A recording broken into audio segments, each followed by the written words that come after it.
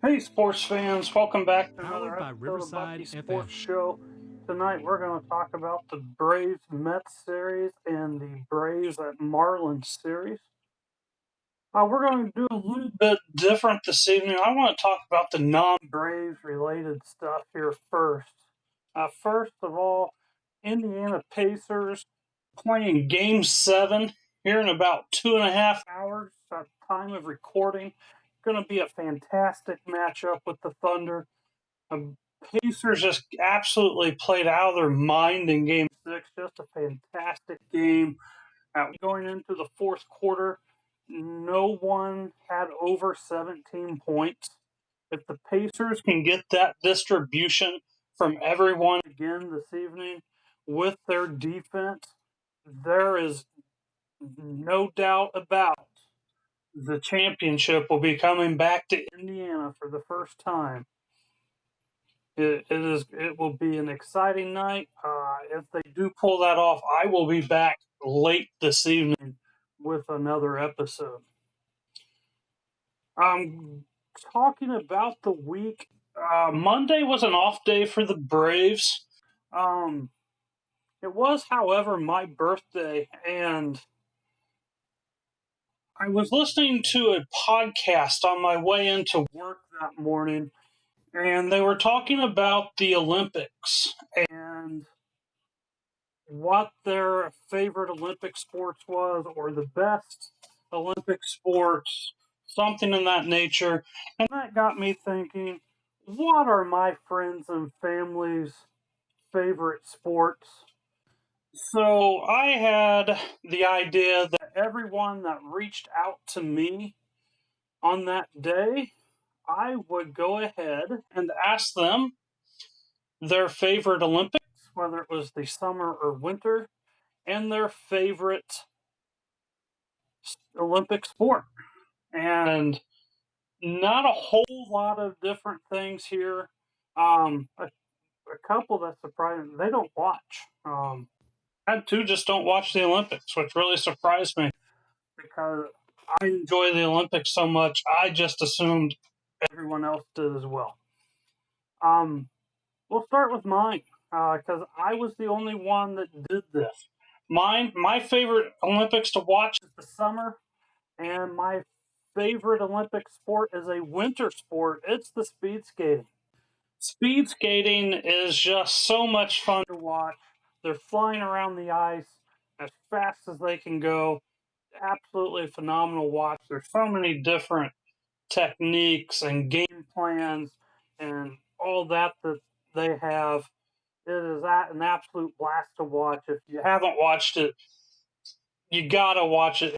We got Winter Olympics coming up here in January or February. Don't sleep on the speed skating. I had three other Winter Olympics. I had bobsledding as one and two curlings. So the Winter Olympics had three as their favorite, and curling, bobsledding was that. And then the Summer Olympics, it was by far track and field. We had a softball in there. We had some swimming in there. We had a couple gymnastics in there. But by far, track and field was your winner. Right at 50% of the people surveyed was saying track and field. So that kept me entertained on Monday since there was no Braves game and that I had to work for 10 hours. Now let's go ahead and get into the Braves Mets series. Tuesday night, Atlanta won this game 5-4.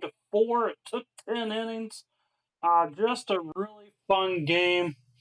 The Braves were down 4-1 going into the eighth, and they just all of a sudden got hot.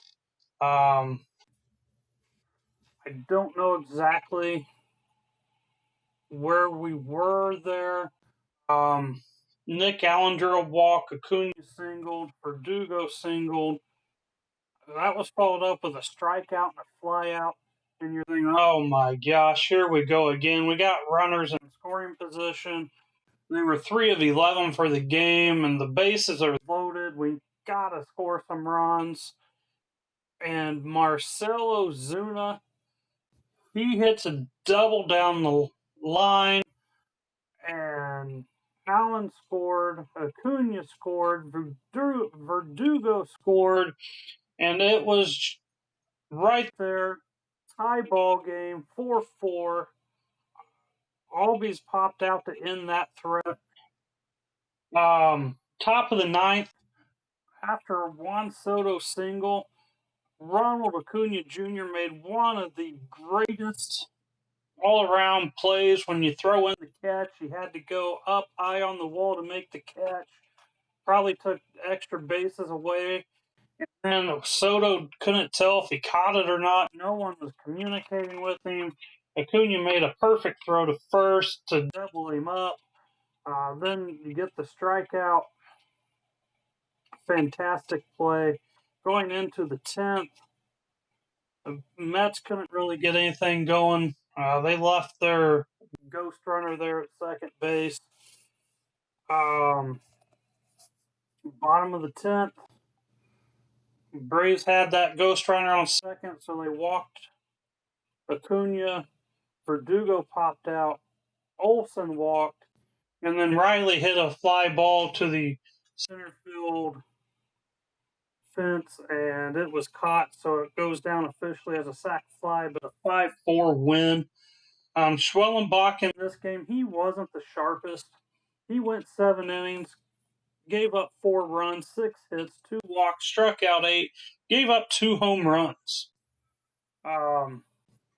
After that, though, Braves bullpen went 3 innings. They only gave up 1 base runner.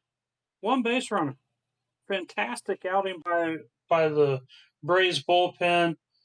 Schwellenbach struggled early. The Mets didn't score after the 5th. So a lot of that damage done was early in the game off of Schwellenbach. But he did what he had to do. He kept the Braves in the game. And offense was able to figure out a way to come back and win that game 5-4.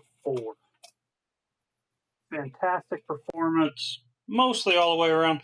Again, they were 3 for 11 with runners in scoring position. You like to see that be a little higher, but it is what it is. They pulled out a win, so we're not going to harp on that too much right now.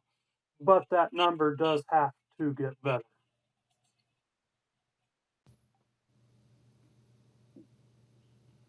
Wednesday night, this was just a fantastic game all the way around for the Braves.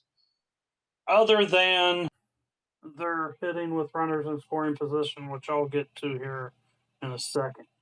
Let's start with Chris Sale. He went 8 2/3 innings, 5 hits, no runs, 1 walk, 7 Ks. He was 1 out away from a complete game shutout, and he couldn't get the job done. Iglesias came in, got the last out for him. But what a spectacular performance. He also had a diving catch. Not really diving catch. He kind of dove to make a stop. And as he dove, he made the play, threw to first, got the out. But we will have more on that here in a little bit. Acuna, he's just off to a solid day, or a solid year. He has the best batting average since his return. He's hitting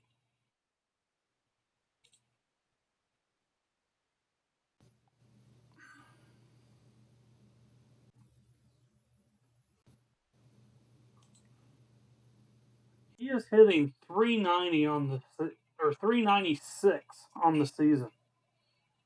Just a spectacular month since he's been back, and that is the best average in that month in all of baseball.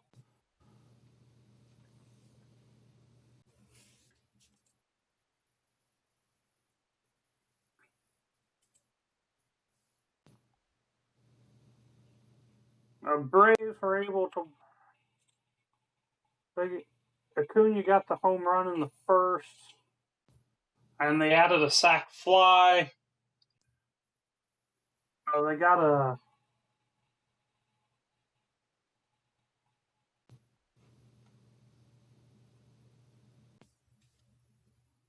a bases loaded walk in the fourth, and then Olson hit a home run in the bottom of the seventh.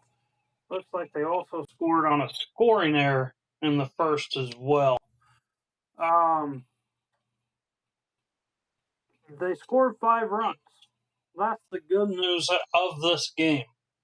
The bad news of this game, they were 0 of 6 with runners in scoring position.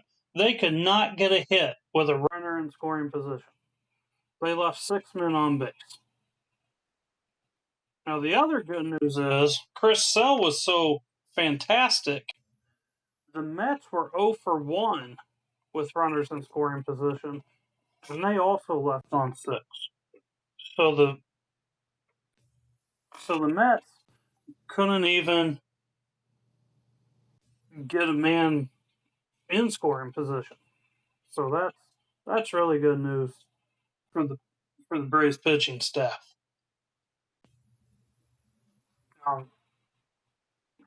Just a 5-0 win.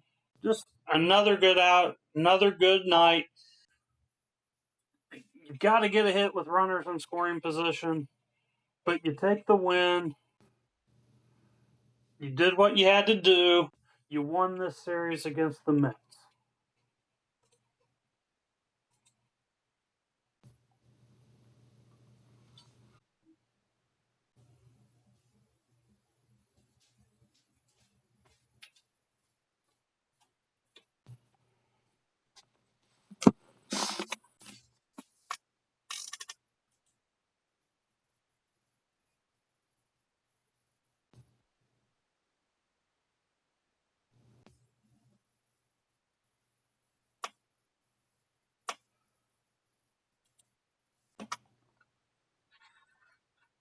Okay. Moving on to Thursday evening. Braves had clinched the series win the night before. This would have just been icing on the cake had they get the sweep. It started off, the Mets scored 1 in the second, and that would be all they got. Strider and the bullpen would shut them down the rest of the way. Strider was good again. He went 6 innings, gave up 1 run on 5 hits, 1 walk, struck out 8. Braves bullpen, they came in, they pitched 3 innings. They didn't give up a base runner. Just a fantastic pitching performance again for the Braves. Again, on a night where they had to win.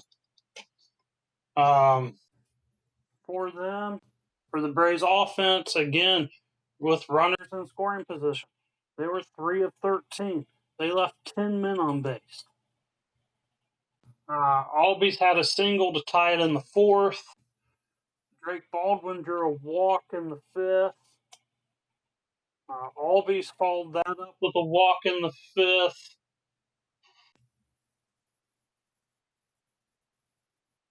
Olson, he drove in a couple off of an RBI double in the 6th. Drake Baldwin, he added an RBI single there in the 6th. fantastic, fantastic series for the Braves. They win this game 7-1. They did exactly what they had to do to get back in the East, and that was sweep the Mets.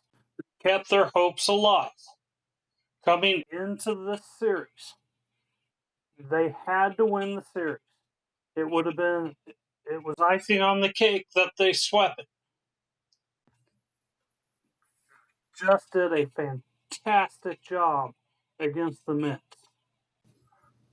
Like I said, they're hitting with runners in scoring position. That's going to come up and bite them sometime. 3 for 13, leaving 10 on. That's not great. 0 for 6 in game 2, and 3 for 11 in that first game. So they were 6 of 30 on the series. You've got to get more hits with runners in scoring position. This series, it did not matter, but it's going to.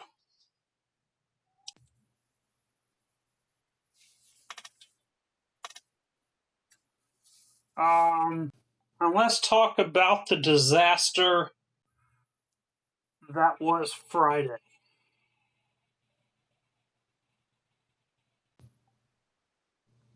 I feel bad doing this one because Didier Fuentes made his major league debut. He had really good stuff. He went 5 innings, gave up 4 runs, 6 hits, 1 walk, struck out 3. 3 of those runs came on a 3-run home run. So really, that 4 is a little bit inflated because of the 3-run home run. But he was not hitting his location. He had good stuff, but he got to work on his location because his location just wasn't there.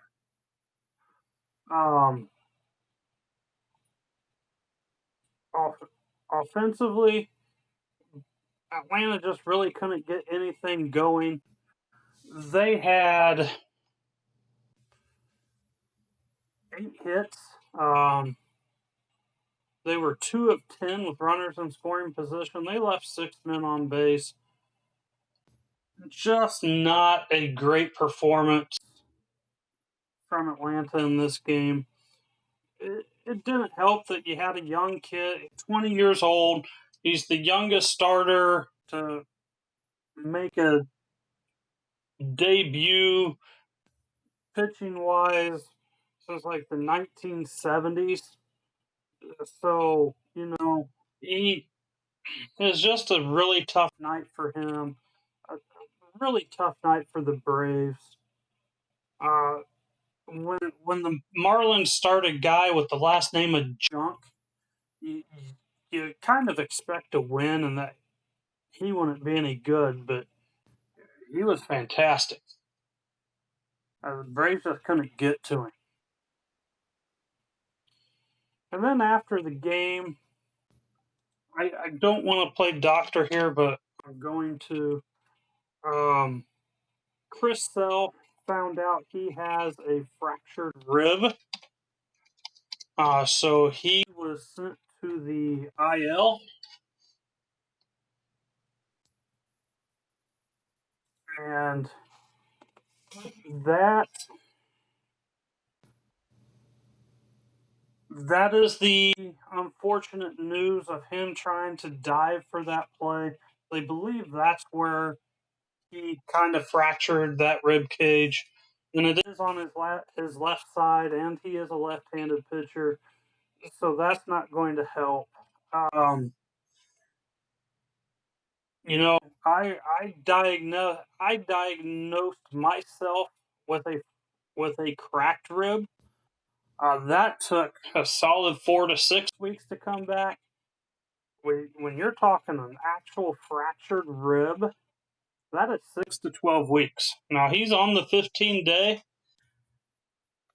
But this is I think, is gonna be a significant amount of time. I don't see him coming back till middle of August at the earliest. I hope I'm wrong. They've not said. I'm just going with my experience and what I have diagnosed on WebMD, because that's what people do now. We get on WebMD and Dr. Google tells us everything we need to know.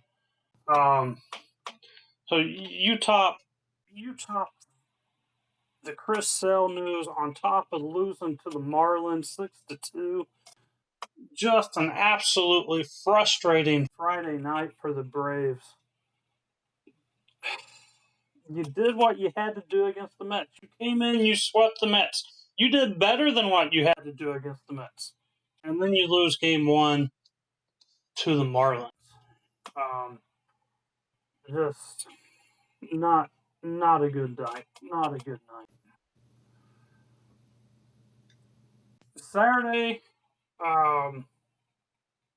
Saturday, we were back in business.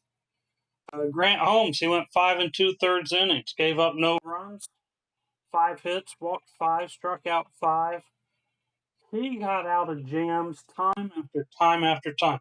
It seemed like he had a runner at third base the entire game. It was unbelievable how many times that they were able to get out of a jam in that inning. Braves offense, 3 for 10 with runners in scoring position. That's a little better. You still probably want one more hit there, but you know, when you're hitting 300s with runners in scoring position, you tend to take it. They left 8 men on base. They had 10 hits, 5 walks. So that's 15 base runners. Just gotta. I hate saying this because they scored 7 runs, but you want to score more. And consistently. But Braves were fantastic. Like I said, Holmes went his 5 2/3 inning. Bullpen came in. They went there 3 1/3, and only allowed 1 walk, so 1 base runner.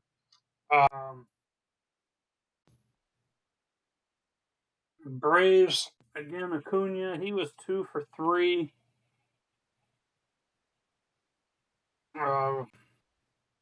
Ozuna was 2 for 4. Baldwin was 2 for 4 with 3 RBI. He had a huge 3-run home run.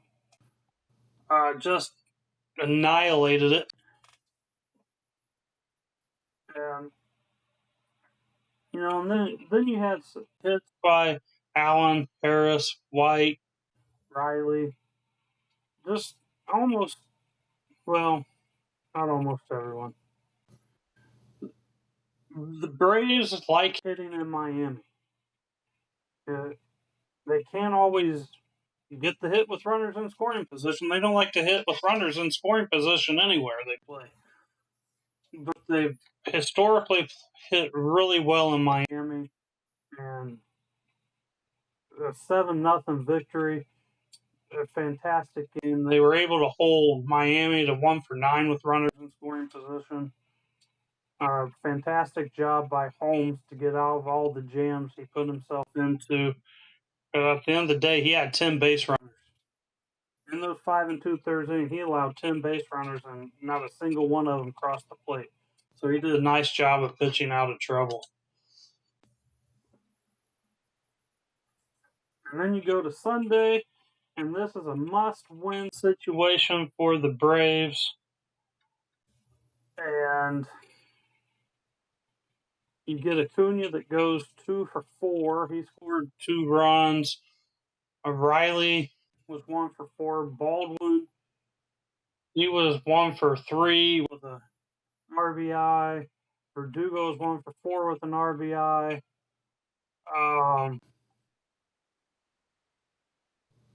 And the problem here is the Braves are 2 for 10 with runners in scoring position. You can't can't get that many at bats with runners in scoring position and only get 2 hits. You just can't. They left 6 men on base. Bryce Elder, he was not good. I'm not so sure why they left him in for so long. But he went 5 1/3. He gave up 5 runs, 10 hits, 1 walk, only struck out 4. He had a home run he gave up in there. The bullpen came in, and they're 2 2/3 of an inning. They gave up 3 base runners, no runs though. So after Elder left, they really gave themselves a chance, but they just could not get anything going.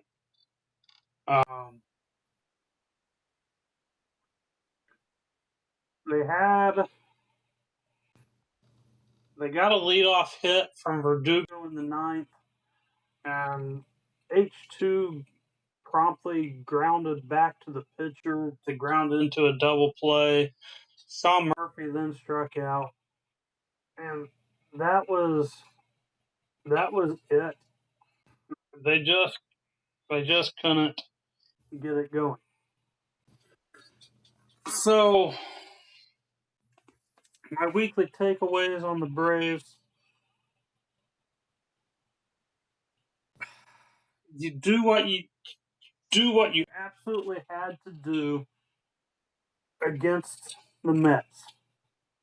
You sweep them, and then you have a situation you're going to play the last place team in the NL East, and you can't win the series. I would have taken, if they could have won 2 out of 3. Like, then you're setting at 5-1 on the week, and you had a really good week, but you messed up the Mets sweep by losing the series to the Marlins. And I know I said last week that this was a pivotal week for the Braves, and it was. But next week is even bigger. Next week, you have 4 games at New York. New York is setting at 46-31 and tied for first place. And then you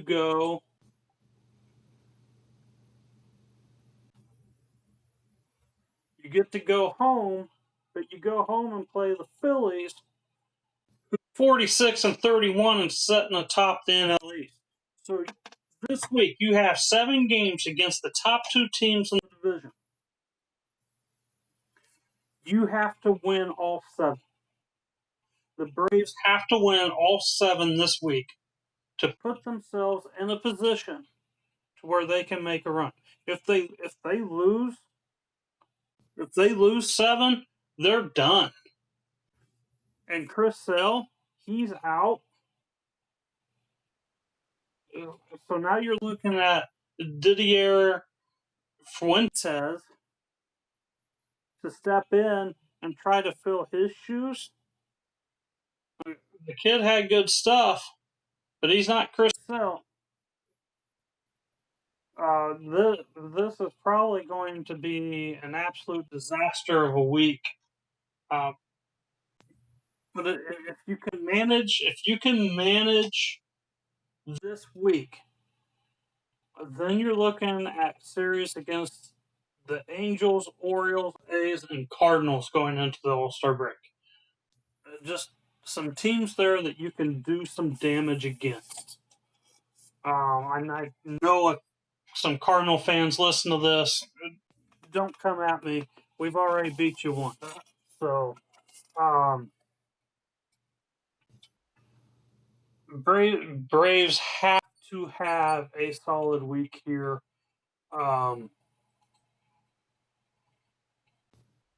They just have to. I will be back next week to discuss those Mets and Phillies games.